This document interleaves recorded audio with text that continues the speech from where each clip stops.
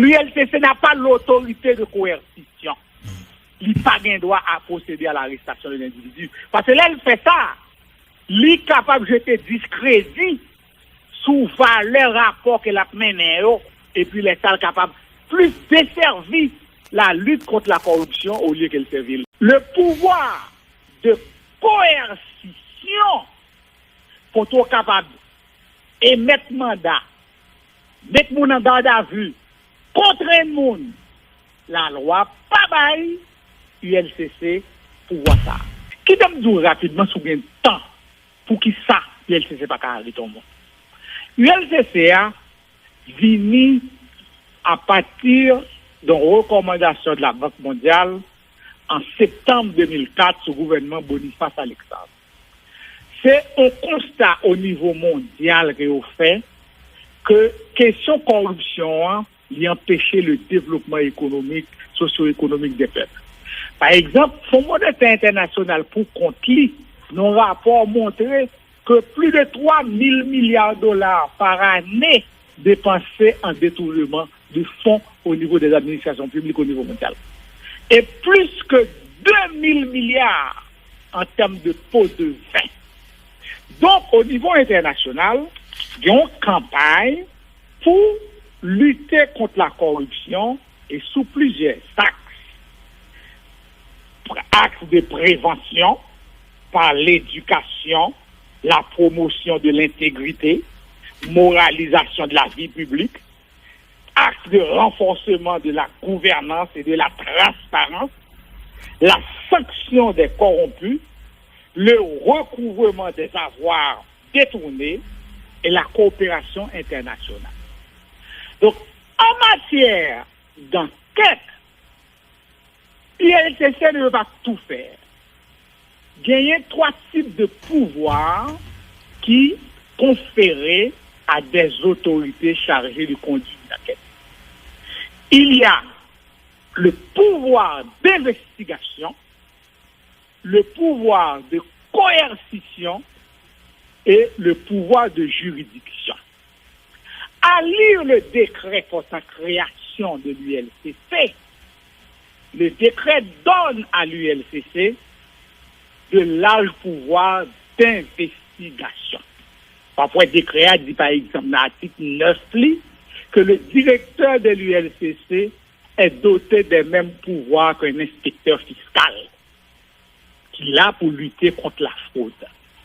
Donc, qui sont capables de joindre comme élément, comme acte, en autorité capable de poser dans le cadre d'un pouvoir d'investigation?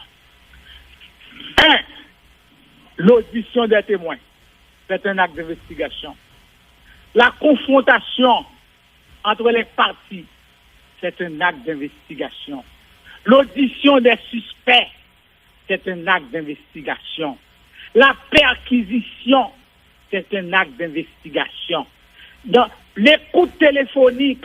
C'est un acte d'investigation. La prise d'image. Par exemple, nous devons venir là, poser dans la machine ou bien dans le caillou, on appareil et puis filmer au son baronnet. C'est un acte d'investigation. L'infiltration, c'est un acte d'investigation. Tous ces actes d'investigation, l'ULCC, dans le respect de la loi, il doit être dire tout, peut poser ces actes d'investigation. Maintenant, le pouvoir de coercition pour être capable d'émettre mandat, mettre mon en garde à vue, contre un monde, la loi pas bail ULCC pour voir ça. Le pouvoir de juridiction, encore moins, c'est le pouvoir principalement du juge d'instruction qui, là, lui-même, est capable de prendre des décisions sous des demandes qui présentaient à lui. Donc, l'ULCC n'a pas plus de pouvoir que le pouvoir d'investigation. Il n'a pas de pouvoir coercition. Ou après, par exemple, une interprétation erronée que vous faites dans l'ULCCA de l'article 11 du décret Et il dit article 11 là, bah, on doit arrêter monde. Qui aime lire la voix sous un temps? Article 11 là. Pour nous clarifier quelque chose ça une fois pour toutes. L'article 11 dit, dans l'exercice de sa fonction, le directeur général a le pouvoir d'autoriser par mandat écrit les agents assermentés de l'unité à mener des investigations et des recherches sur les soupçons de cas de corruption. Premier paragraphe. Le deuxième paragraphe, là, qui est mal interprété. Il est habilité à constater les infractions de corruption. Le constat, la constatation matérielle, c'est un acte d'investigation. À en rassembler les preuves, acte d'investigation. À en rechercher les auteurs et les déférer à la justice. Yo même yo interprété rechercher les auteurs et déférer à la justice là comme arrêté. Si loi t'a pas au pouvoir arrêter, il t'a dit rechercher, arrêter et déférer. On prend par exemple, on prend la mission de la police nationale, ou après la loi dit la police est investie du pouvoir d'exécuter les arrestations dans tous les cas prévus dans la loi. Donc, il y a une mission coercitive ça pour que quelqu'un arrête le monde. Le texte de l'article 11, il pas mettre le verbe arrêter, elle utilise deux verbes, rechercher et déférer. Que veut dire rechercher en français? Rechercher veut dire découvrir. Donc, monde qui fait corruption, souvent ils utilisent des stratagèmes difficiles pour voir. L'ULCC fait pour le découvrir, pour le chercher, pour l'identifier. Et déférer veut dire quoi? Transmettre aux autorités compétentes. Oui, mais qui ça la transmettre là, Maître Madistin? C'est sous hauteur pour que les autorités compétentes soient capables de décider des suites à donner. Voilà. Oui. Donc l'ULCC ne dit pas. L'article ne dit pas que l'ULCC peut arrêter et déférer.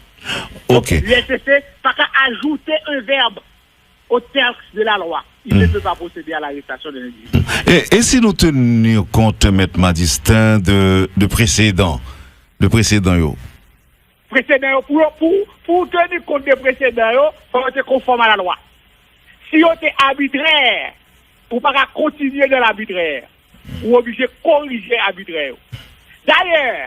D'ailleurs, il y a une jurisprudence de la question. L'ULCC avait émis un mandat d'amener contre un de mes clients. J'ai fait opposition au mandat. J'appelle l'ULCC par devant la justice. Il y a une décision qui est sortie contre l'ULCC qui dit que le pas d'autorité pour le mettre mandat. L'ULCC a interjeté l'appel. Et pas jamais poursuivre l'appel là parce qu'on n'est pas de ça. C'est jurisprudence.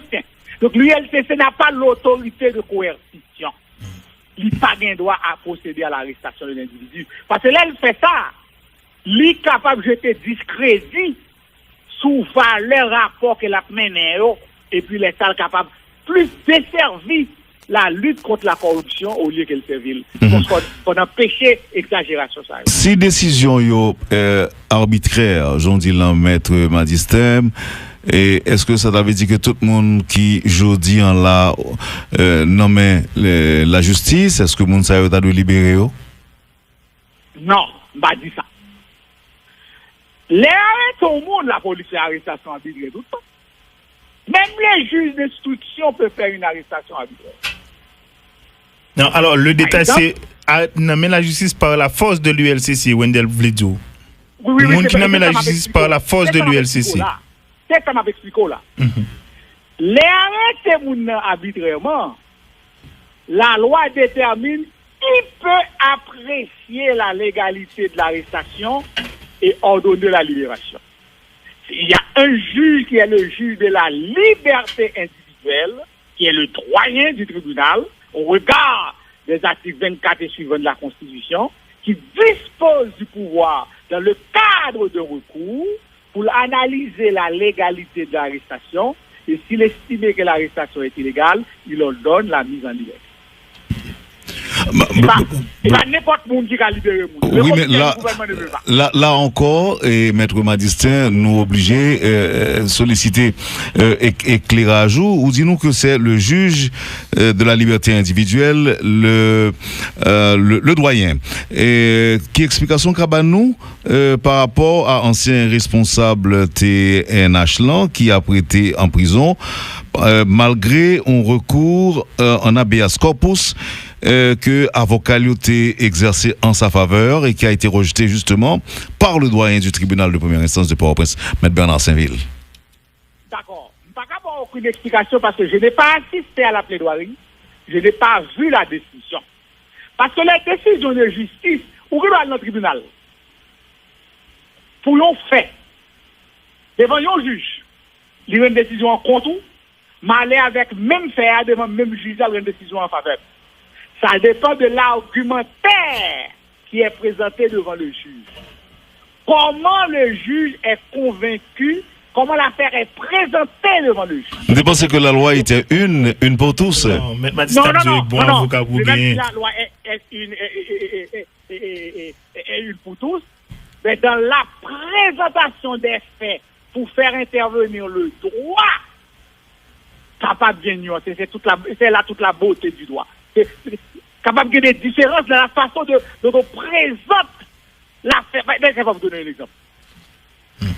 Nous avons fait pour me présenter devant le doyen du tribunal civil de Port-au-Prince à 100% pour la bonne raison. Je me présente devant le tribunal Croix des Bouquets à 100% la bonne temps parce que je me présente le mauvais côté.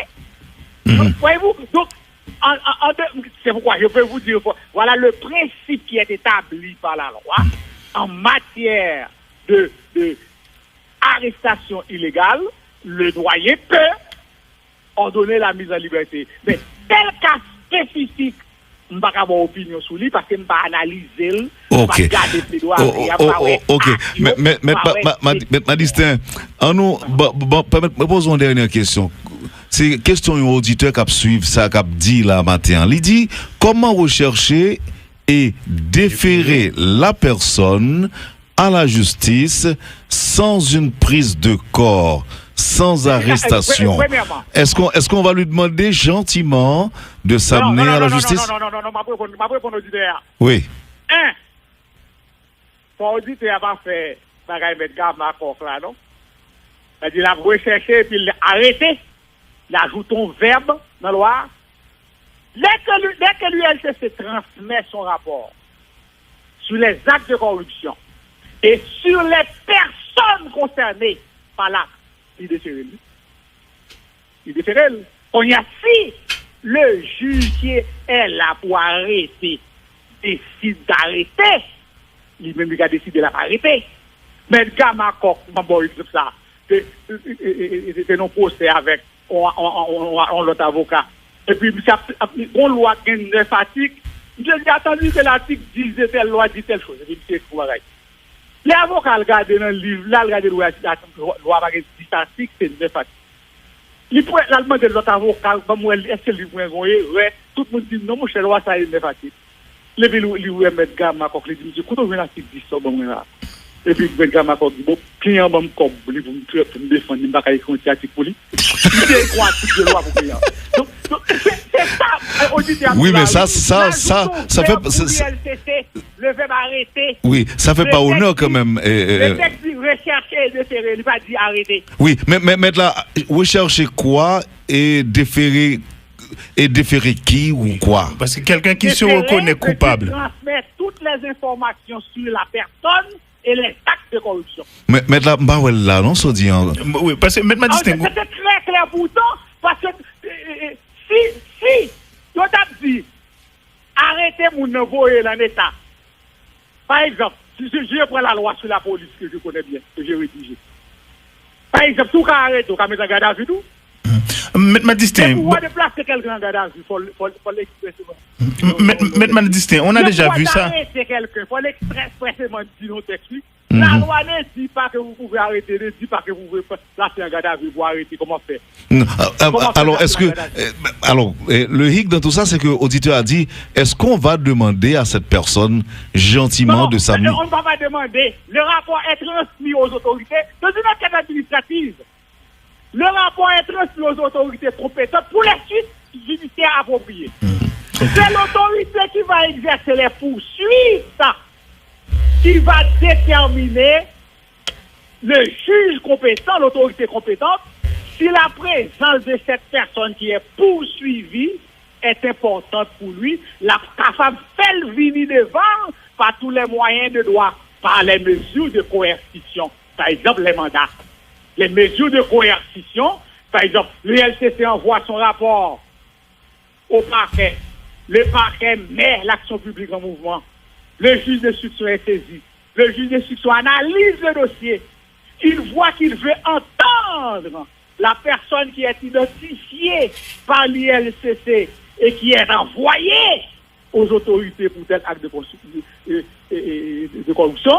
Le juge d'instruction émet un mandat qui est un acte de coercition pour que la personne puisse être contrainte de se présenter par devant le juge. Mais l'ULCC ne peut pas le faire parce que l'ULCC ne dispose pas du pouvoir de coercition.